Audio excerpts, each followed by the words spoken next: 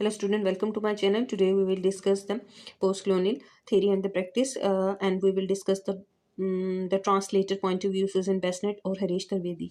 यहाँ पे हम इसी जो पिछले लेक्चर्स हैं उन्हीं को कंटिन्यू करके ये हमारा 4th लेक्चर है जिसमें हमने पोस्ट कलोनियल ट्रांसलेशन थ्योरी और प्रैक्टिस को डिस्कस करना है. अब त्रिवेदी और बेसनिक के नज़दीक ट्रांसलेशन है क्या चीज़. बेसिकली वो कहते हैं कि पोस्ट कलोनियल जो ट्रांसलेशन है it's a power relation. It's ऐसा पावर रिलेशन जिसमें अनइक्वल स्ट्रगल होगी लोकल लैंग्वेजेस की मास्टर लैंग्वेजेस के अगेंस्ट. अब यहाँ पे लोकल लैंग्वेजेस कौन सी होंगी, जैसे पाकिस्तान में उर्दू लैंग्वेज है against the master language English language. इस तरह इंडिया के अंदर संस्कृत हिंदी लैंग्वेज है उसकी स्ट्रगल जो है जो कलोनाइजर की लैंग्वेज इंग्लिश लैंग्वेज है उसके अगेंस्ट. वो कहता है ये ऐसी टग ऑफ वॉर ऐसा बैटल ग्राउंड है ट्रांसलेशन जहाँ पर आप को अंडरस्टैंड करने के लिए पोस्ट कलोनियल ट्रांसलेशन को इसके अंदर इस फ्रेमवर्क के अंदर फिट करें. वो कहता है कि अगर आप ट्रांसलेशन को अंडरस्टैंड करना चाहते हैं तो आपको ज़रूरी है कि आप अंडरस्टैंड करें कि ट्रांसलेशन और ट्रांसनेशनल क्या चीज़ है. ट्रांसलेशन और ट्रांसनेशनल जो दोनों कॉन्सेप्ट है इनका क्लोज लिंक है पोस्ट कलोनियल ट्रांसलेशन के अंदर. अब ट्रांसनेशनल क्या चीज़ होती है. ट्रांसनेशनल जो होती है बेसिकली आप कह सकते हैं refer to the post colonial living between the nations as the immigrant or more likely as a locally disruptor. आप कह सकते हैं ऐसी नेशन जो पोस्ट कलोनियल लिविंग इस वक्त जैसे पाकिस्तान और इंडिया है अब वो कॉलोनीज का हिस्सा नहीं रही और वो ब्रिटिशर से आज़ाद हो गई हैं, इंडिपेंडेंट है. अब वो उनका जो ट्रांसलेशन की जाएगी तो उनको ट्रांसनेशनल के हवाले से उन नेशन को रेफ़र किया जाता है कि transnational refer to the nations that have the post colonial living as the immigrant के तौर पर. और यहाँ पे मोर लाइकली लोकली डिसरप्चर ऐसे लोग who remain once they were remaining the part of the native site.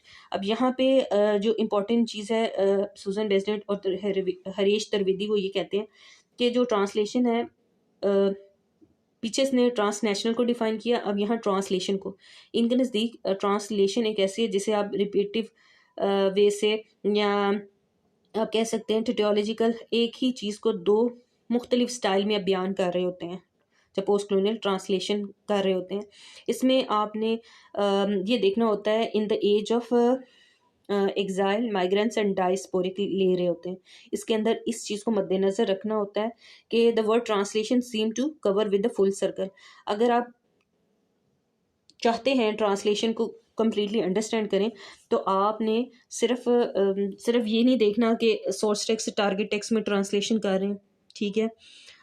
जैसे हिंदी लैंग्वेज से हम इंग्लिश लैंग्वेज में करें या उर्दू लैंग्वेज से हम इंग्लिश लैंग्वेज मास्टर लैंग्वेज में ट्रांसलेट कर रहे होते हैं, बल्कि हमें अगर हमने फुल सर्कल मीनिंग अंडरस्टैंड करनी है ट्रांसलेशन को तो हमें ज़रूरत है कि हम एग्जाइल माइग्रेंसी और डायस्पोरिक इफेक्ट्स को भी देखें. और इसकी मिसाल ऐसे है कि जो ट्रांसलेशन है it's a little short of tautology की एग्जांपल है. बिल्कुल इसी तरीके जैसे एक फिगरेटिव लिटरेरी मीनिंग्स होते हैं अब रिवर्ट कर देते हैं. रिवर्ट होता है दोबारा किसी चीज़ को मोड़ना. अब जो मेटाफोरिकल और जो नाउन लेटर मीनिंग होते हैं इंटर लैंग्वेज के वो आप क्या कर रहे होते हैं एटमोलॉजिकल में कन्वर्ट कर रहे होते हैं कि फिगरेटिव मीनिंग लिटरेरी मीनिंग को एटमोलॉजिकल मीनिंग के अंदर कन्वर्ट करना इंटरलिंगुअल लैंग्वेज के अंदर, जिसमें आप कह सकते हैं एक मेटाफोरिकल मीनिंग होते हैं नॉन लेटर मीनिंग होते हैं जो हमें अंडरस्टैंड नहीं हो रहे नज़र नहीं आ रहे होते जो सरफेस लेवल पे मीनिंग नहीं होते उस लिटरेचर के, ठीक है. तो उसके अंदर आप क्या कर रहे होते हैं दोबारा इसको इसके ट्रांसलेट किया जाता है और इसके ओरिजिन और हिस्ट्री की तरफ जैसे मियां मोहम्मद बख्श साहब हैं उनका पंजाबी के अंदर आप कलाम ले रहे हैं तो उनके कलाम को जब ट्रांसलेट किया जाता है दोबारा उनके बहुत से मेटाफोरिकल या मीनिंग्स निकलते हैं उनके कलाम के, बहुत से नॉन लेटर मीनिंग निकलते हैं. तो आप उन इंटरलिंगुअल लैंग्वेज ही हम इस्तेमाल करें पंजाबी लैंग्वेज और फिर री राइट कर रहे हैं प्रोड्यूस कर रहे हैं समरी उसकी प्रोड्यूस कर रहे हैं, ठीक है. और उसको हम जो है उसके ट्रांसलेट करते हुए उसके ओरिजिन के साथ उसके मीनिंग को उसके ओरिजिन और हिस्ट्री के साथ जोड़ते हैं. इसको वो कहते हैं हम जो है ट्रांसलेशन को इस मीनिंग में लेते हैं. आप कह सकते हैं translation seem to have translated back to its origin. यहाँ पे जब कंप्लीट होती है पोस्ट कलोनियल थ्योरी इन दोनों की तो अब Homi K Bhabha he is a very famous in the post colonial theories में इनका बहुत अहम नाम है. और इनकी जो ऐसे थ्योरिस्ट हैं जिनकी इंपॉर्टेंट जो एसेंस हैं इनकी थ्योरी के वो थर्ड स्पेस है, हाइब्रिडिटी है, और इन बिटवीननेस है, वो कहता है कि जब उन्होंने इन तीन थर्ड स्पेस, हाइब्रिडिटी और इन बिटवीननेस को डिस्क्राइब किया, तो बेसिकली उन्होंने इन तीनों कॉन्सेप्ट को जब was arised by the post colonial theorist Homi K बाबा, तो उन्होंने थ्योराइज द क्वेश्चन राइज किए आइडेंटिटी के बारे में, एजेंसी के बारे में और बिलोंगिंग। जब पोस्ट कलोनियल लिटरेचर को ट्रांसलेट किया जाता है फॉर एग्जांपल इंडियन लैंग्वेज से या उर्दू लैंग्वेज को इंग्लिश लैंग्वेज के अंदर, तो उन्होंने क्वेश्चन राइज किए कि आपको ज़रूरत है ये वाले इश्यूज जो आइडेंटिटी, एजेंसी और बिलोंगिंग, जब वो ट्रांसलेट एक लैंग्वेज से दूसरी लैंग्वेज में, तो ज़रूरी है कि इन तीनों चीज़ों के इफ़ेक्ट्स आपको उसमें नज़र आने चाहिए। उस नेशन के जो कॉलोनाइज्ड नेशन है, जैसे कि कॉलोनीज का हिस्सा पाकिस्तान इंडिया है, तो उनके जो इफ़ेक्ट्स हैं वो नज़र आने चाहिए जब आप ट्रांसलेट कर रहे हैं। उनकी जो अपनी आइडेंटिटी है उस नेशन की, या अपनी एजेंसी है, बिलोंगिंग, वो नज़र आनी चाहिए इंग्लिश लिटरेचर के अंदर। ये इस किस्म के जो क्वेश्चन थे आने चाहिए और आई हैं। इस किस्म के क्वेश्चन उन्होंने अराइज किए। यहाँ पे वो कहते हैं होमी के बाबा ने कहा है कि basically in the process of cultural translation के हवाले से वो कहते हैं कि कलोनियल पावर को कैसे डिफाइन करते हैं। कलोनियल पावर को कहते हैं कि it's just kind of sophisticated and often camouflage. ऐसी चीज़ होती है, कलोनियल पावर होती है जो हमें नज़र नहीं आती।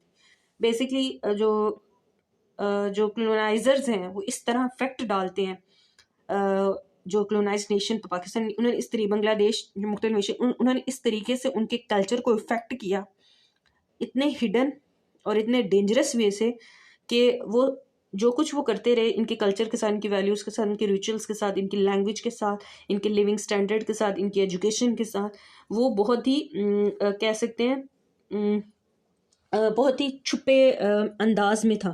और वो कहते हैं इसका मतलब ये है कि जो कलोनियल पावर एक ऐसी अथॉरिटी होती है जो कि जो कलोनाइज़र होता है वो यूज़ करता है सबवर्टेड, किसके थ्रू, एक वो दो चीज़ें इंपॉर्टेंट यहाँ, एम्बेवलेंट और कल्चरल हाइब्रिडिटी। अब यहाँ एम्बेवलेंट क्या होता है? एम्बेवलेंट बेसिकली वो कहता है कि ये जो होते हैं कलोनाइज़र अपने आप को सुपीरियर जाहिर करते हैं क्लोनाइज नेशन पे, पाकिस्तान और इंडिया पर, किसके थ्रू? एम्बेवलेंट टेक्निक के थ्रू और कल्चरल हाइब्रिडिटी के थ्रू। अब एम्बेवलेंट में ये होता है कि क्लोनाइजर और क्लोनाइज जो होते हैं आपस में कन्फ्यूजन का शिकार होते हैं। जो क्लोनाइजर होते हैं वो कंसिडर करते हैं क्लोनाइज नेशन पाकिस्तान, इंडिया, ईस्टर्न जो है ईस्टर्न कंट्रीज़ हैं, जितने भी ऑक्सीडेंट कंट्रीज़ हैं, ऑक्सीडेंट, वो कंसिडर करते हैं ओरिएंटल, और उनको इस तरीके से कि वो इन्फीरियर हैं, और साथ साथ exotically other consider. Other mean होता है कि they don't belong to our language, our nation. Otherness हमेशा जो है इन्फीरियर के इस्तेमाल करते हैं ये लोग ईस्टर्न कंट्रीज़ के लिए, ठीक है, जो वेस्ट है। तो कहते हैं इन्फीरियर एम्बिवलेंट कंसेप्ट के थ्रू, और ऐसा कंसेप्ट है जिसमें अब कलोनाइज़र ये सोच रहा है कि कलोनाइज जो इन्फीरियर है और एग्जॉटिकली जो है अदर है। और जो कलोनाइज नेशन पाकिस्तान इंडिया है वो कलोनाइज ब्रिटिशर्स को ये अज्यूम कर रहे हैं कि दे आर बेसिकली इनवेबल, और साथ साथ वो करप्ट भी हैं, येट करप्ट कंसिडर करते हैं और यहाँ पे जो दूसरी चीज़ उन्होंने कंट्रोल, उनकी अथॉरिटी जो है कलोनाइज़र की, कल्चर हाइब्रिडिटी के हवाले से। कल्चर हाइब्रिड ये चीज़ होती है जिसमें दो क्रॉस कल्चर्स आपस में मिलते हैं, जैसे इंडियन कल्चर और इंग्लिश कल्चर जब आपस में मिले तो एक पॉइंट होता है, दोनों कल्चर्स आपस में कॉन्टेक्ट करते हैं, जिसको थर्ड स्पेस का नाम दिया जाता है। और यहाँ पे ऐसा सिचुएशन क्रिएट हो जाती है, हाइब्रिड कल्चर क्रिएट हो जाता है, एक नया कल्चर क्रिएट हो जाता है कि जो दोनों कल्चर्स का मिक्सचर होता है, आप कह सकते हैं अनसर्टेनिटी वाली सिचुएशन होती है, ठीक है। तो बेसिकली वो हमी के बाबा कहते हैं कलोनियल पावर को डिफाइन करते हैं कि it's a authority may be subverted, destabilised by the, किसके थ्रू अथॉरिटी क्रिएट की जाती है? बाय द प्रोडक्शन एम्बिवलेंट और कल्चर हाइब्रिड के थ्रू, और that allows the space for coloniser, और फिर ये कलोनाइज जितनी भी नेशंस है उनको स्पेस अलाउ करते हैं to interrelate with it and undermine. अब वो इस तरीके से वो ये जो थर्ड स्पेस और क्रॉस कल्चर एक्सचेंज आपस में ऐसा होता है कि जो कलोनाइज नेशंस होती हैं वो अज्यूम करती, अपने आप को लिंक्ड कर देती हैं क्लोनाइज़र के कल्चर के साथ, उनकी वैल्यूज़ के साथ, एजुकेशन के साथ, लिविंग स्टैंडर्ड के साथ। तो वो समझती हैं कि that is a part of our culture. तो कहते हैं दरअसल ऐसा करने से जो क्लोनाइज़र होते हैं वो अपने रूल को, अपनी अथॉरिटी को प्रूव कर रहे होते हैं।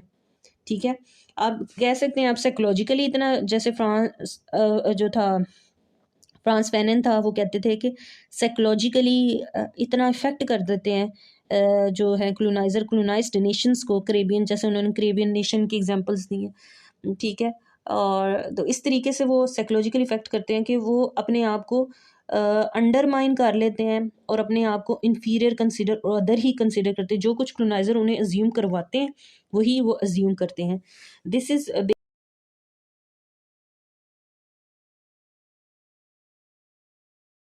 बेसिकली होमी के बाबा। ठीक है, और वो ये कहते हैं it allow the colonised the space for the colonised colonised it, यहाँ पे क्लोनाइजर है, यहाँ पे इट अलाउ द क्लोनाइजर, ठीक है,